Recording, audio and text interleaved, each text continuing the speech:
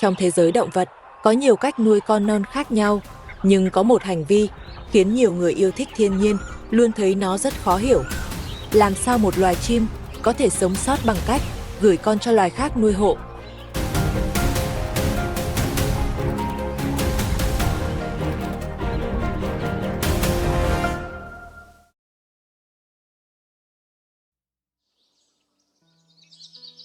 Câu trả lời không nằm ở việc chim mẹ có bị lừa hay không, mà nằm ở cách nó trải nghiệm thế giới quanh chiếc tổ. Khi chim mẹ quay về, nó không nhận diện từng con theo cách con người vẫn nghĩ. Nó không biết con nào nở trước, con nào nở sau. Nó không giữ lại ký ức rõ ràng về từng cá thể. Với nó, chiếc tổ không phải một gia đình, nó chỉ là một nơi có những con non đang há miệng. Và khi đã có con non, thì luôn có một điều rất rõ ràng, có con đang cần được cho ăn. Và ngay khi con cúc cu nở ra, một điều rất đặc biệt xảy ra, nó bắt đầu tự đẩy những vật thể khác ra khỏi tổ. Đầu tiên là trứng, sau đó nếu có con non khác đã nở, nó cũng đẩy rụng luôn. Đến đây, có thể nhiều người sẽ tự hỏi, tại sao con chim cúc cu lại có thể hành động như vậy? Điều quan trọng là đây không phải một hành vi được học, nó không đến từ việc quan sát cha mẹ, mà là một cơ chế đã được cài sẵn, ngay từ khi sinh ra. Khi trong không gian hẹp của tổ có vật thể tiếp xúc với cơ thể nó, một phản xạ tự động sẽ được kích hoạt, không cần suy nghĩ.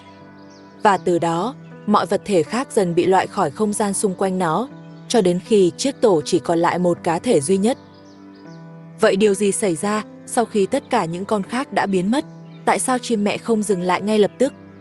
Câu trả lời nằm ở một chi tiết rất đơn giản. Nó không biết rằng, trước đó đã có nhiều con tồn tại. Nó không lưu lại một bức tranh toàn cảnh, nó chỉ phản ứng với từng khoảnh khắc quay về tổ.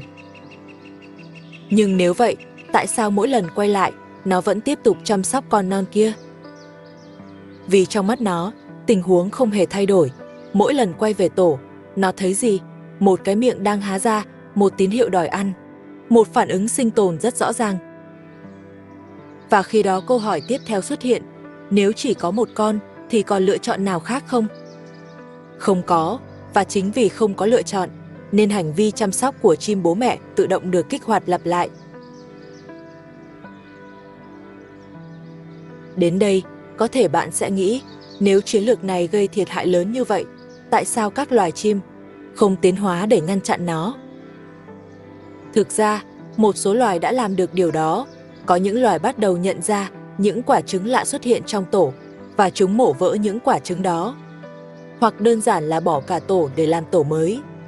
Ở một số trường hợp khác, chim bố mẹ thậm chí còn tấn công con cúc cu non nếu phát hiện điều bất thường. Nhưng rồi, một vấn đề khác lại xuất hiện. Làm sao để chắc chắn thứ vừa bị loại bỏ thực sự là kẻ xâm nhập? Bởi trong tự nhiên, không có hai quả trứng nào giống nhau hoàn toàn, không có hai con non nào phát triển giống hệt nhau, và chỉ cần sai một lần, cái giá có thể là chính lứa con của mình. Đó mới là tình thế khó xử thực sự. Nếu chim mẹ quá dễ tin, nó có thể nuôi nhầm con của loài khác, nhưng nếu nó quá đa nghi, nó cũng có thể loại bỏ chính con ruột của mình.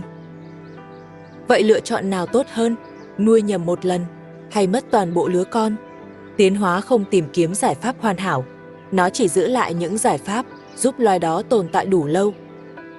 Vì vậy ở nhiều loài chim, hệ thống chăm con vẫn được giữ nguyên, không phải vì nó hoàn hảo, mà vì cái giá của việc sửa nó, đôi khi còn lớn hơn cái giá của việc bị cúc cu lợi dụng. Đến đây có lẽ, điều khiến chim cúc cu đặc biệt nhất đã bắt đầu lộ ra. Nó không cần phải giống hệt con của loài khác, và nó cũng không cần lừa được tất cả. Thực tế, nhiều loài chim đã học cách chống lại nó, nhưng chỉ cần một số tổ không phát hiện ra, chỉ cần một số chim bố mẹ vẫn tiếp tục chăm con non trước mắt, thì chiến lược này vẫn đủ để tồn tại. Và có lẽ, điểm quan trọng nhất nằm ở đây, chim cúc cu không khai thác sự ngu ngốc. Nó khai thác một bản năng rất mạnh ở chim bố mẹ. Khi thấy con non đang đòi ăn, chúng có xu hướng ưu tiên chăm sóc nó trước. Quay lại câu hỏi ban đầu, vậy tại sao chim mẹ vẫn tiếp tục nuôi con không phải của mình? Có lẽ không phải vì nó không nhìn thấy điều bất thường, không phải vì nó quá kém thông minh, và cũng không phải vì chim cúc cu có một mánh khóe hoàn hảo.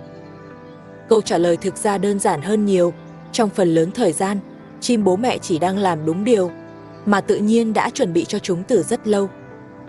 Mang thức ăn về tổ, nuôi con non đang chờ đợi, lặp đi lặp lại mỗi ngày. Và khi trong tổ chỉ còn lại một con cúc cu non, phản ứng đó vẫn tiếp tục như bình thường, không phải vì chúng chọn nuôi nhầm, mà vì với chúng, đó đơn giản là con non duy nhất còn lại để chăm sóc. Nhưng có lẽ, điều thú vị nhất nằm ở đây, bản năng giúp chim bố mẹ nuôi sống con ruột của mình, cũng chính là thứ bị con chim cúc cu lợi dụng và khai thác. Đó không phải một sai sót của tự nhiên, mà là cái giá phải trả cho một chiến lược đã giúp vô số thế hệ chim tồn tại trước đó. Và có lẽ, đó cũng là lý do chim cúc cu vẫn còn xuất hiện đến ngày nay. Nó không chiến thắng vì mạnh hơn, không chiến thắng vì thông minh hơn, mà vì nó học được cách sống bên trong chính những quy tắc đã được tạo ra để bảo vệ sự sống.